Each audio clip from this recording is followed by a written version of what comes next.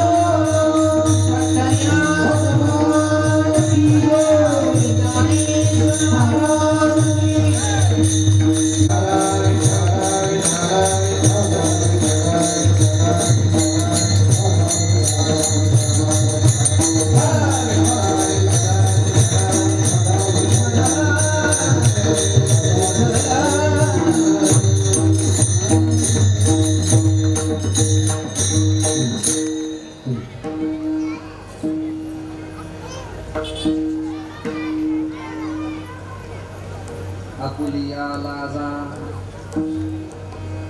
Apulia लाजा धावी भक्तांची काजा नाम धरिले दीनानाथ सत्य करावया व्रत घात आघात निवारी छाया पितांबरी करी वाधरी नाम धरिले दीनानाथ सत्य करावया व्रत उभा करकटी उभा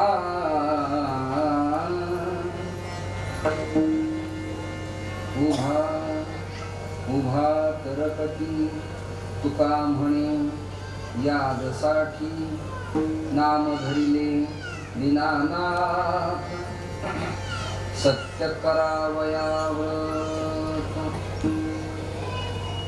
यों तत्प्रविश्य मम वाचमिमां प्रसुप्तां सञ्जीवयत्यखिलशक्तिधरस्वधाम्ना अन्यांश्च हस्तचरण श्रवणत्वगादीन् प्राणान्नमो भगवते पुरुषाय तुभ्यं ध्याये नित्यं महेशं रजतगिरिनिभं चारुचन्द्रावतंसं रत्नाकल्पोज्ज्वलाङ्गपरशु मृगवराभीतिहस्तं प्रसन्नं पद्मासीनं स्तमन्तातस्तुतमगणैः व्याघ्रतिं वसानं विश्वाद्यं विश्ववन्द्यं निखिलभयहरं पञ्चवक्त्रं त्रिनेत्रं महायोगपीठे तटे भीमरथ्यां वरं पुण्डरीकाय दातुं मुनीन्द्रैः समागत्य तिष्ठन्तमानन्दकन्दम् परब्रह्मलिङ्गं भजे पाण्डुरङ्गम् अतुलितबलधामं हेमशैलाभदेहं दनुजवनकुशानं ज्ञानिनामग्रगण्यं सकलगुणनिधानं वानरानामधीशं रघुपतिप्रियभक्तं वातजातं नमामि। माझ्या मागे म्हणा खरा ब्रह्मचारी मनाते विचारी म्हणून तया भेटला रावणारी दया सागरू भक्तीने गौरवीला नमस्कार माझा तया मारुतीला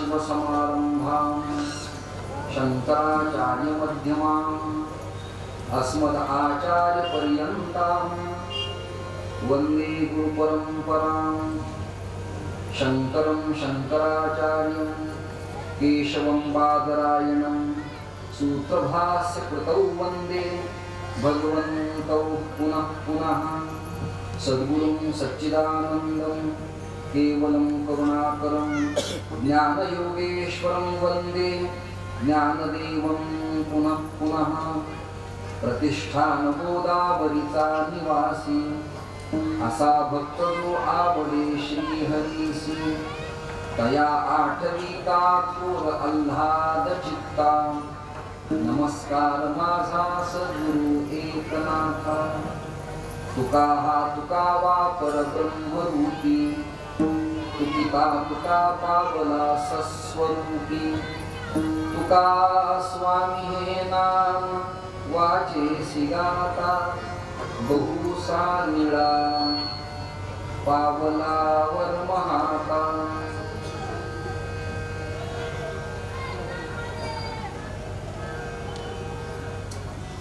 मस्तक हे पायावरी या वारकरी संतांच्या आध्यात्मिक सामाजिक सांस्कृतिक राजकीय ऐतिहासिक वारसा लाभलेल्या नगर जिल्ह्याच्या चरण सानिध्यात महालय तीर्थक्षेत्राच्या तीरावरती भगवान श्री दत्तात्रय मोहिनीराज आणि आवाहना येथील श्री गणराज या सगळ्यांच्या कृपेनं कृपांकित असं दिलं हे कुकाण नावाचं गाव शहर. इथे यापूर्वी एकदा नाम सप्ताहात मी काल्याच्या कीर्तनाकरिता आलो होतो आणि पुन्हा आपण समस्त ग्रामस्थ, कार्यकर्ते, आयोजक, संयोजक, निमंत्रक, मातृवर्ग, पितृवर्ग, तरुण बांधव या कार्याचे करते धरते सदस्य, यजमान आणि विशेषतः ज्याने मला निमंत्रण दिलं ते श्री वायुनंदन, मंचावर उपस्थित सर्व वैष्णव धर्माचे उपासक आणि प्रचारक, दानवृंद, वाद्यवृंद, स्पीकर प्रकाश, योजना, पत्रकार बांधव, सन्माननीय श्री आमदार बाळासाहेब मुरकुटे या ठिकाणी उपस्थित आहेत, त्यांना धन्यवाद. संत महंतांच्या पैकी किंवा सगळ्या हरिभक्तांना कोटी कोटी जय हरी. यती धर्माप्रमाणे कार्यरत जीवन जगणारे स्वतंत्र रामदरबार निर्माण करून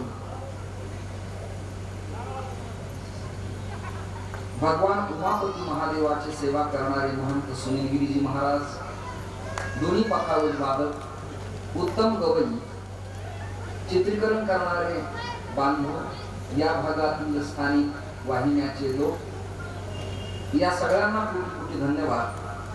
कमी वेळ आपल्याकडे 9:10 झाले.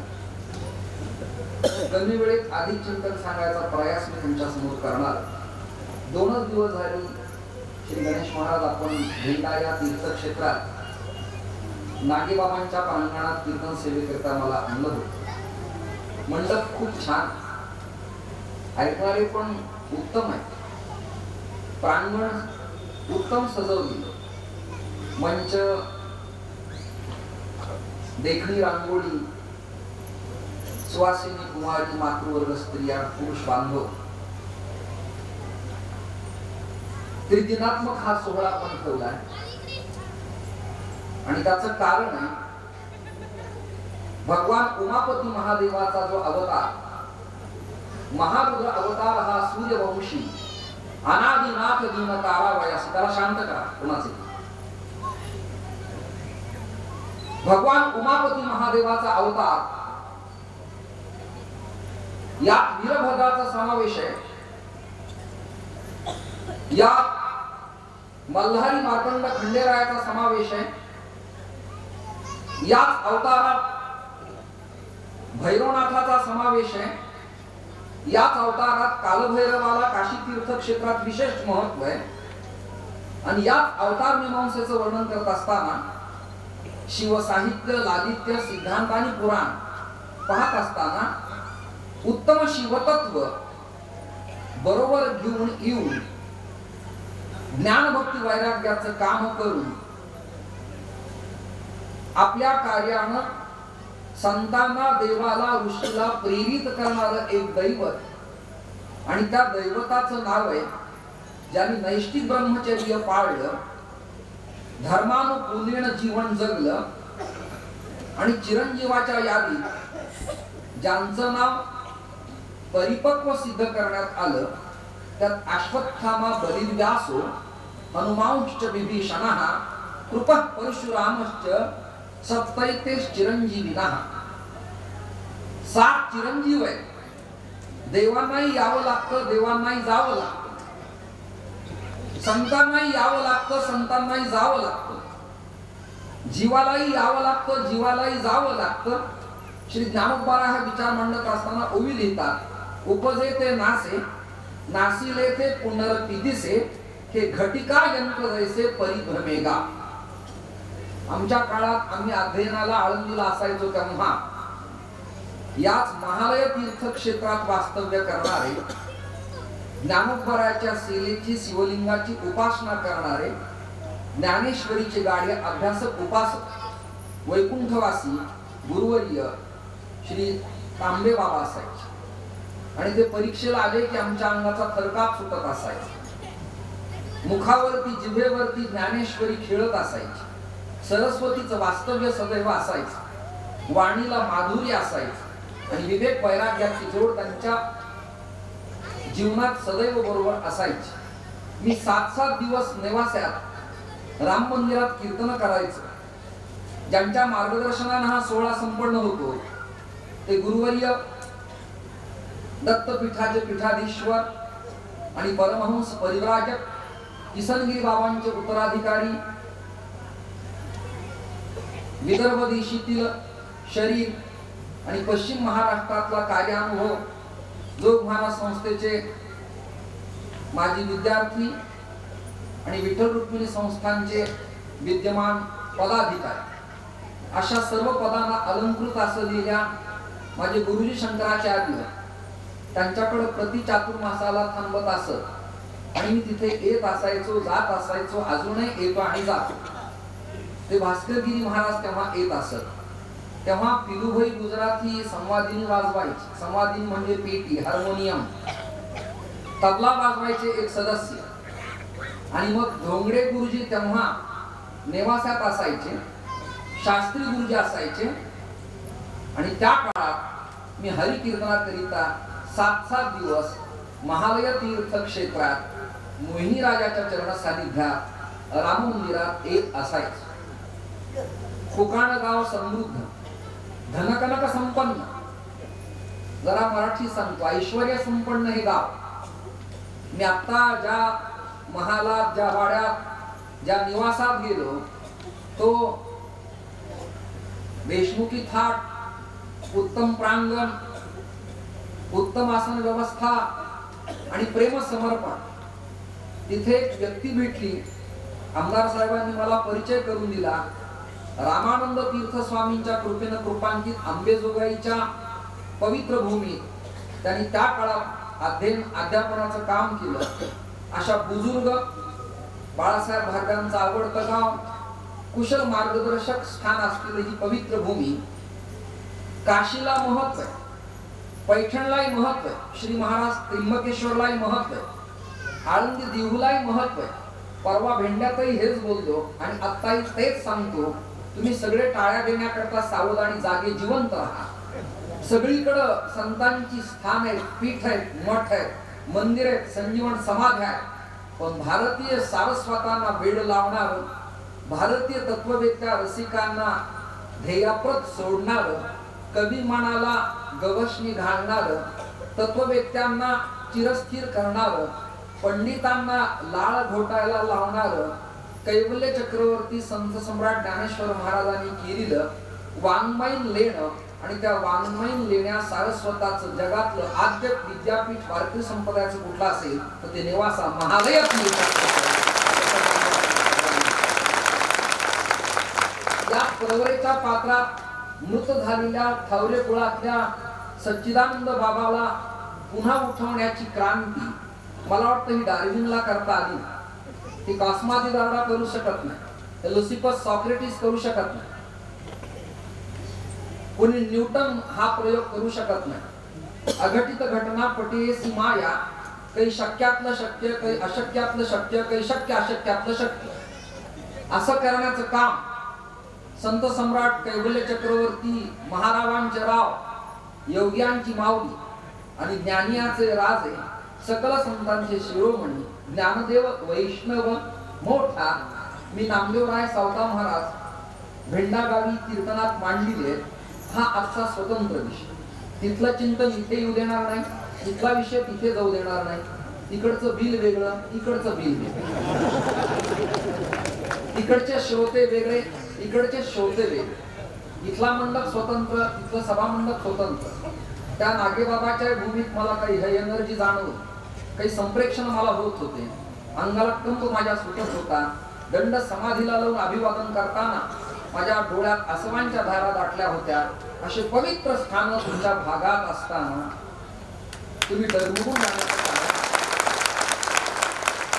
शांतीब्रह्म संत एकनाथ महाराजांच्या सहवासात येऊन नाथांची आरती लिहिणारे अनंत गोपाळदास सुद्धा तुमच्या गोपाळपूर नावाच्या जवळच्याच गावात.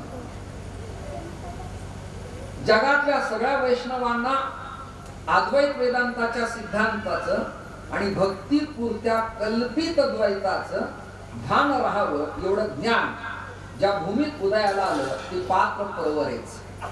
त्यांची धर्मपत्नी ओटीचं सामान हातात घेऊन मळवट कुंकुम लेपन करून हिरव्या कंकणाचा चुडा घालून आता पतीच्या बरोबर त्या काळात सती जाण्याकरता तयार झाली. ती रडत रडत आली आणि तिने परवरेच्या काठावरती पद्मासन घातलेल्या आणि उत्तरेकडे तोंड करून बसलेल्या सद्गुरुं सच्चिदानंदम केवलम करुणाकरम ज्ञानयोगेश्वरम वंदे ज्ञानदेवम पुन्हा पुन्हा पद्मासन घातलेल्या चाफ्याच्या पळीसारखं कुरळे घुंगराळे केस पाठीवरती दिसत आहेत. डाळिंबासारखी जास्वंदीच्या फुलासारखी लाल कुंद ओठ आहे. नेत्र उत्तम आहे, कमलाकार आहे, कोवळे पाऊल आहे आणि सतेज स्वरूप आहे. कोटी सूर्याचं तेज ज्यांच्या मुखावरती विलसत होतं असे श्री ज्ञानोबाराय उत्तरेकडे तोंड करून बसले आणि सच्चिदानंद कुलकर्णी थावऱ्यांची धर्मपत्नी नमस्कार करण्याकरता तिथे गेली. लगबगीनं तिने माऊलींना अभिवादन केलं. नमस्कार करते असं ती म्हणाली आणि तेवढ्यात कंकणाचा आवाज आला. पितामह भीष्माचार्यांनी महाभारतात द्रौपदीला जसा आशीर्वाद दिला तसाच आशीर्वाद माऊलीनं तिला दिला. तिने ओटी भरली होती, आता ती सती जाणार होती. पादुका चरणपादुका पतीच्या हातात धरल्या होत्या. तेवढ्यात माऊली म्हणाली, अष्टपुत्र सौभाग्यवती बोले भीष्म ख्यात कीर्ती. हे जसं महाभारतात तसं ज्ञानदेव गुलाब गौरव ग्रंथात प्रज्ञाचक्षु ज्ञानेश कन्या 96 कुळी पाटील कुळातल्या बाबाजी महाराज पंडितांच्या गुरुनं आणि भगवान कृष्ण परमात्म्याच्या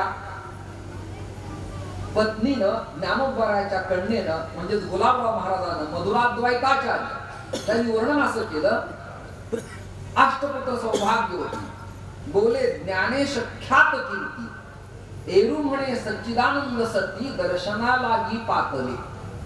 हे महालय तीर्थ क्षेत्रातलं वर्णन आहे. तुम्ही कुणी प्रबंध लिहिणारे, पीएचडी करणारे, फिलॉसॉफी करणारे, तत्ववेत्ते, मराठी सारस्वत, जरा BA आर्ट वगैरे या फॅकल्टीचं चिंतन करणारे किंवा कुणी विद्वान प्रवचनकार, कीर्तनकार, गायक, वादक, मठाधिपती, महंत, संस्थानिक, आश्रमाचे अधिपती, धर्माचे उपासक, प्रचारक हे सगळे जण या भौगोलिक ऐतिहासिक तीर्थक्षेत्राचा सवंग अभ्यास आपण जर गडी उतरवला तर लोकांपर्यंत तो निरोप संदेश जाईल. आशीर्वाद दिला अष्टपुत्र सौभाग्यवती भव. पण तिनं पुन्हा प्रार्थना केली, तुम्ही नैष्ठिक ब्रह्मचर्य परिपालन करणारे सतेज स्वरूपाचे बालवयातले बालबटू भगवान वैष्णव आहात, मी तुम्हाला स्पर्श करू का? त्या काळात ती स्त्री एकेकाळी स्पर्श करू का विचारत असायची. कायदा बदलला, इंडियन ऍक्ट पिनल कोड घटना बदलल्या, इतिहास संशोधन बदलली, सरळता करळता बिघडली, पुरोगामित्व आलं. सगळ्या जणांना हवा हवंसं नको तसं वेगळं वेगळं नित्य नूतन वाटायला लागलं. धर्मनीती याची पायमल्ली करून आपण नवीन वाट निर्माण करण्याच्या विचारात आहात असं एकंदरीत चित्र आपल्याला सद्यस्थितीला दिसत आहे. उपनिषद, वेद, शास्त्र, पुराण, श्रुती, स्मृती इत्यादींना तिलांजली देऊन इस्लाम बांधवांनी कुराण सोडलं नाही, ख्रिश्चनांनी बायबल सोडलं नाही, सर्वम क्षणिकम क्षणिकम जगत म्हणणाऱ्या बौद्ध तत्ववेत्यांनी शून्यवाद सोडला नाही, यहुद्यांनी आपला ग्रंथ सोडला नाही, वाहेगुरु म्हणणाऱ्या सिखांनी आपली धर्मपद्धती सोडली नाही. सर्व सोडण्याकरता तयार असलेला आपलाच काही कळत नकळत वर्ग आहे. बरं झालं ज्ञानोबाराय तुकोबारायची महाराष्ट्रात कृपा आहे, नाही तर आपल्या महाराष्ट्राचं काय झालं असतं याबद्दल न बोललेलं बरं. काही दिवस मला जगायचं असल्यामुळे ही स्थिती आहे. तिने विचारलं, मी तुमच्या अंगाला स्पर्श करू का? बाल वय असू दे पण तरी विचार. म्हणून पूर्वीचे साधू, संन्यासी, यती, महापुरुष, तपस्वी, विरक्त वैष्णव चरणाला प्रत्यक्ष स्पर्श करू देत नसावयाचे. एक तर अधिष्ठात्री देवता चरण पादुका वा लांबूनच नेत्रदर्शन.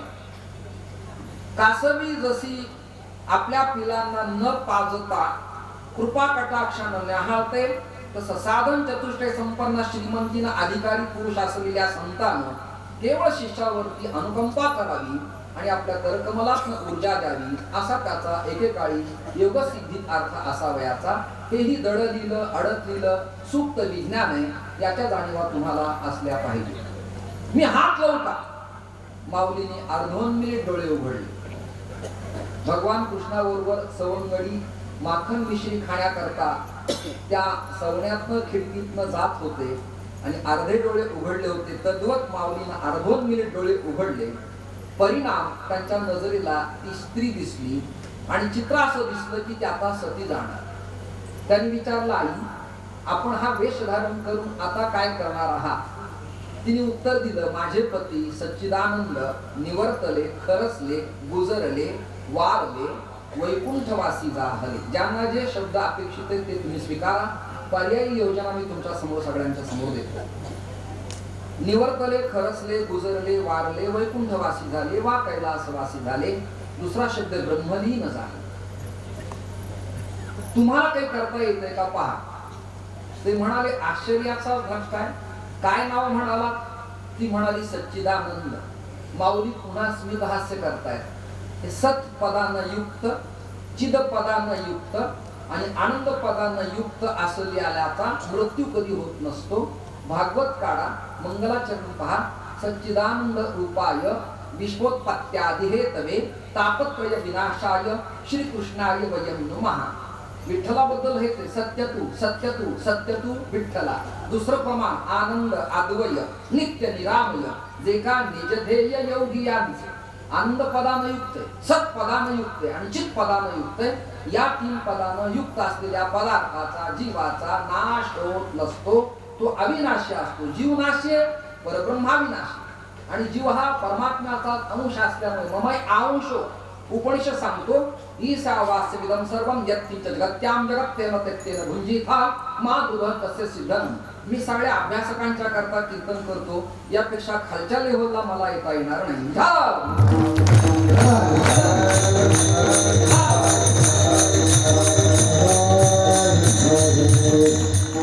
नेवाशासारख्या तीर्थक्षेत्राच्या नजरवरती जवळ मी बाकीचा हलकं फुलकं काय बोलणार. मंच एवढा सजवलाय, मंडप छान घातलाय, स्टेज एवढं वर आहे. विचाराची दिशा वर असली पाहिजे. ज्याला विचाराचीच दिशा नाही त्याला स्टेज कशाला हवं? त्यांनी खाली उतरावं. वेळेवर त्यांना आणि आपल्या संप्रदायात माधुर्य, तत्ववेद्यपण, सैद्धांतिक विचारधारा, स्वरतालाची अभियुक्ती, सैद्धांतिक विचार, पुस्तक आदी त्याचा दृष्टांत, देखणं चिंतन, शब्दांची स्वच्छ उच्चारण्याची बैठक, या सगळ्या गोष्टी बहुधा काही ठराविक लोक सोडली. आता या सगळ्या गोष्टी संपत आल्यात, नष्ट भ्रष्ट व्हायला लागल्या. प्रमाण किती प्रमाणात असावी, त्याला चौकडा चाल, दिडकीची चाल, समांतर न्यासाची चाल, तो नाटाचा आहे की बाळ संतोष आहे की जोगी की जंगम आहे की कोलाटी की बराडी की वासुदेव आहे की आंधळा आहे की मुकाय की बहिरा आहे की जोशी की हेडका आहे. हा भावपराग त्याला कळला पाहिजे. एक दुसरी गोष्ट, मंत्र गद्य तार सप्तकार, बुवांना कधी ट्युनिंग करावी, कधी स्पर्श करावा हे त्याला कळलं पाहिजे. स्पीकरचा ध्वनी माधुर्याचा असला पाहिजे. आता हल्ली काय कोणास ठेवतंय ते व्हायरल इन्फेक्शन झालंय. एवढे कर्कश आवाज मंडपात ठेवतात. माझ्यासारख्या पागल माणसाला वाटतं कीर्तन न केलं बरं. काय आवश्यकता आहे? तुकाराम महाराजांनी आमच्या करता एक अभंग लिहिला आहे, निरती माईक दुःखाची जननी. कशासाठी मरमर करायचं? एवढा सुमधुर स्वच्छ आवाज तुमच्या कानावर पडत असेल तर कर्कशपणाचा कळस मी का करावा? पूर्वी कला पत्रकार आणि लोकनाट्यात ते ओरडत असायचे. आपल्याला ओरडण्याची तशी आवश्यकता नाही. कारण मी म्हणत नाही, दारोबर असं म्हणतात, मितुले आणि रसाळ, साच आणि मवाळ. पुढे ऐका, शब्दलेसे कल्लोळ अमृताचे.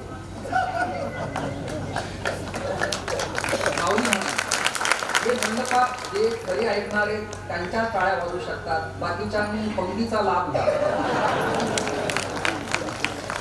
मंडपातली नुसती गर्दी भाऊ काम असली नाही, ते दर्जे असले पाहिजे, त्यांचे कान चांगले असले पाहिजेत आणि परिवर्तन विचाराची धारा त्यांच्या अंगी बाणलेली असली पाहिजे. पूर्वी प्रचंड गर्दी आहे आणि त्यांना काही डेव्हलपमेंट, सुधारणा, परिवर्तनच नाही, तर तिथे प्रयास न केला बरा असं माझ्यासारख्या वेड्या बुवाला वाटतं. याबद्दल तुमचं काय मत आहे? तुम्ही तुमचं स्वतंत्र व्यक्त करा. आपली सगळी पार्श्वभूमी चाललेली आहे. तिने नमस्कार केला आणि अष्टपुत्र सौभाग्य आशीर्वाद दिला. ती मिश्किलपणानं म्हणाली, रडत रडत, स्वामी महाराज, आचार्य, भगवंत, माऊली, योगीराज, आपण तपस्वी दिसता. आपला पूर्व परिचय काय? त्यांनी उत्तर दिलं, माझा परिचय काय असायचा? मी विठ्ठलपंतांचा पुत्र आहे आणि वैष्णवांचा सेवक आहे. आता आम्हाला पत्रिका लिहिताना लोक विचारतात, पत्रिकेत तुमचं काय लिहा? एकाने मला विचारलं, महाराज पदवी कोणती द्यावी? तुम्हाला आचार्य लिहावं, विशारद लिहावं, हिंदी पंडित लिहावं, डॉक्टर लिहावं, की नॅचरोपॅथी तज्ञ लिहावं, ॲस्ट्रोलॉजर लिहावं, ऐतिहासिक संशोधक लिहावं? मला विचारलं त्याने. मी त्याला उत्तर दिलं, फक्त तू एकच उपकार माझ्यावर कर, सध्या वैकुंठवासी लिहू नको. त्याने मला प्रतिप्रश्न विचारला, तुम्ही वैकुंठवासी का न म्हणाला? मी त्याला उत्तर दिलं, जरा नर्मविनोदाने मनपूर्वक ऐका, कान सावध ठेवा. त्यांनी मला विचारलं, वैकुंठवासी बाबा पत्रिकेत का न लिहावं? मी त्याला उत्तर दिलं, आमचं नित्य लोकांचं फुकट खाणं असल्यामुळं आणि प्रमाणाच्या बाहेर घेणं असल्यामुळं वैकुंठात आम्हाला नक्की जागा मिळतेच का, यावर संशोधनाने एक समिती निर्माण करावी लागेल. त्यामुळे तू सध्या वैकुंठवासी लिहिण्याचा प्रयत्न करू.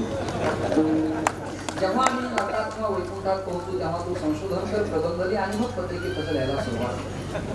काय त्या पत्रिकेत पडलंय, कोण काय हल्ली मी काही बोलणं बोललं. मी आता मंगलेश्वर नाही महंत नाही, तरी लोक प्रेमापुरती लिहितात, कृपया ते लिहू नका. की तुम्हाला विनंती, पुढे मला जायचं, चिंतन करायचं. माऊली म्हणाली, आई माझ्या मुखातून जे निघालं ते फक्त निमित्त मात्र मी आहे. मात्र हे बोलणारा बोलविणारा ब्रह्मांडाचा नायक श्री हरी आहे. नारायणाच्या कृपेनं, माता पित्याच्या असीम कृपेनं मी बोललो, तुम्हाला पुत्र संतती होणार. ती म्हणाली, पुत्र संतती होण्याबद्दल माझा प्रत्यावाय नाही, पण त्याकरता पती नको. मी धर्मानुकूली न भारी आहे. पतिव्रते जैसा भ्रतारपणा या परंपरेत वर्तन करणारी, ज्या घरी कुलस्त्री या राजराणी व संपत्ती, या परंपरेतली मी आहे. मी व्यभिचार करू, भ्रष्टाचार करू, तलाक मागू, कोर्टात जाऊन ऋण दाखल करू, हे मला चालणार. मी त्याने ज्या पथावर पाऊल टाकले त्याच पावलावर पाऊल टाकून अखंड जीवनचर्या घडवणारे, म्हणून जे पथावर पाऊल टाकून ते जातात त्याच पथावर पाऊल टाकून मी माझा देव त्यांचेच विलीन करणारे, मला जगणे नाही. माऊली म्हणाले, चिंता करू नका आई. ज्या अर्थी सच्चित आनंद पदानं नाव युक्त आहे त्या अर्थी भयाचं कारण नाही. आणि तुम्ही अखंड सौभाग्यवती राहालच यात नवल. प्रवरेचं पाणी घेतलं कमंडलू, गडव्यात, लोट्यात, फुलपात्र्यात, भांड्यात, पडीत तुम्ही म्हणाल त्या, सोड्यात, मृत्तिकेच्या घाटात, माठात, मडक्यात पाणी घेतलं आणि प्रेताजवळ माऊली आली. आणि माऊली त्या काळात कुठल्या मंत्राची साधना केली असेल, कुठला अनुष्ठान केला असेल, माझ्या आवाक्याच्या बाहेरचा विषय. माझी समजूत एवढी पक्की नाही, मला अजून नीट नेटकं काही समजलेलं नाही. अभंगाचा अर्थ सुद्धा मला स्वच्छ अजून सांगता येत नाही. ओवीचा अर्थ नीट मांडता येत नाही, स्वराची मांडणी स्थिर करता येत नाही, तालाचा अंग मला कळत नाही. तो माऊलीचा आवाका मी काय सांगणार. हा तर केवळ एक अंदाज.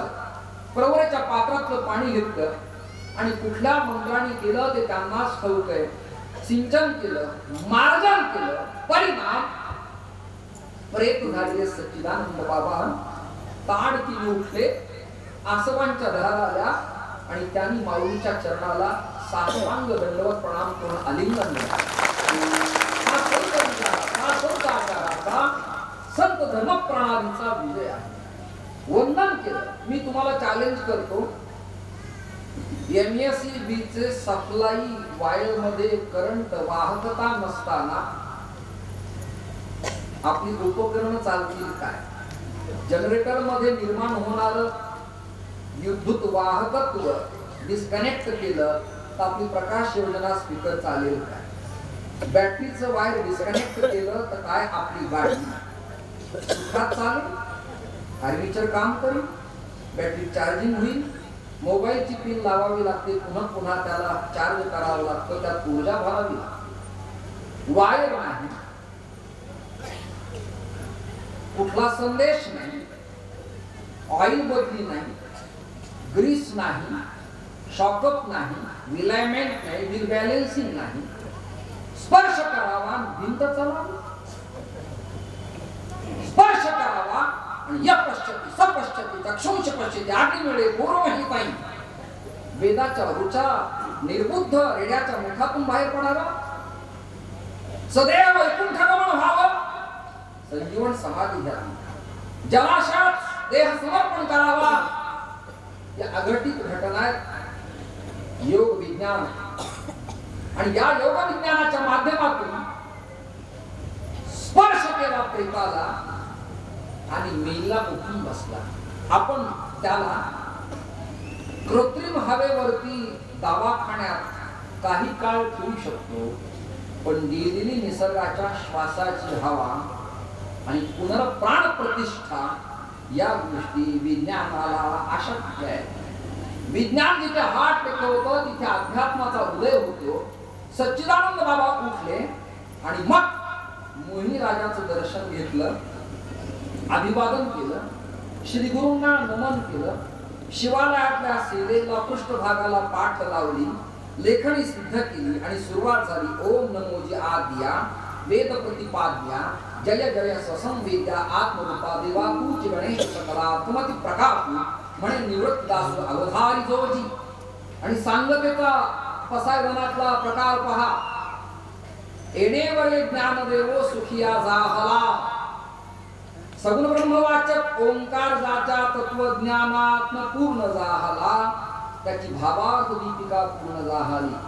सच्चिदानंद थावऱ्यांच्या पवित्र हातानं माऊलीच्या कृपेनं ज्या प्रभागात ज्ञानेश्वरी सारखं गूढ गुह्य गुज गुडार्थ भाष्य तयार झालं, अशा या पवित्र सुगंधित स्वादिष्ट धार्मिक तत्ववेत्या मातीला मी कोटी कोटी वंदन करतो. या बंगल्यामध्ये प्रवेश. मला वाटतं एवढं प्रास्ताविक पुरेसं झालं आपल्याला पुढे बहुत करण्यात. इथे मूर्ती प्राण प्रतिष्ठा. मूर्ती प्राण प्रतिष्ठा करताना वैदिक विधी असा आहे. मूळतः तो काळ्या पाषाणातला शाळीग्राम दगड. निसर्गानं त्याला दगड ही संज्ञा दिली. मृत्तिकेला रजक्कण अशी संज्ञा दिली. रजक्कणाचा ज्ञान असाही दुसरा एक अर्थ होतो. दगडाला पाषाण म्हणावं. पाषाणातही ब्रह्म आहे. भूजल तेज समीर रवी शशिकाष्टादिकी असे भरला एक प्रमाण. दुसरं प्रमाण सर्वाघटी राम देहादी एक सूर्य प्रकाशक सहस्रदशमी 2. तिसरं प्रमाण विठ्ठल जळी स्थळी भरला तिचा ठाव नाही उरला. या प्रमाणावरून परमात्मा प्रत्येक पदार्थ या सृष्टीतल्या म्हणजे तो पाषाणात आहे. मग पाषाणात जर देव आहे तर त्याची पुन्हा पूजा अर्चा नैवेद्य कुलधर्म कुलाचार यज्ञ आहुती तर्पण समर्पण विधी विधानानं पूजन करण्याची आवश्यकता काय? एक प्रश्न. या प्रश्नाचं उत्तर असेल लाकडात अग्नी सदैव असतात पण तो सामान्य. पण घर्षणानंतर स्पर्शानंतर विशेष बाहेर आपल्या स्वरूपानं प्रकट होतो. तसं भगवान संपूर्ण कणाकणात अंश रूपानं आहेतच, पण यज्ञविधीच्या समोर मूर्ती मांडून त्या धान्यादिवास जलाधिवास सुवर्णादिवास करून परमेश्वराला विश्रांती करिता ठेवण्यात येतं. त्याचं आवाहन केलं जातं, निमंत्रण पत्रिका पाठवण्यात येते, त्याला उच्च सिंहासन करण्यात येतं. त्या सिंहासनाचं नाव आहे सर्वतो भद्रमंडल पीठ.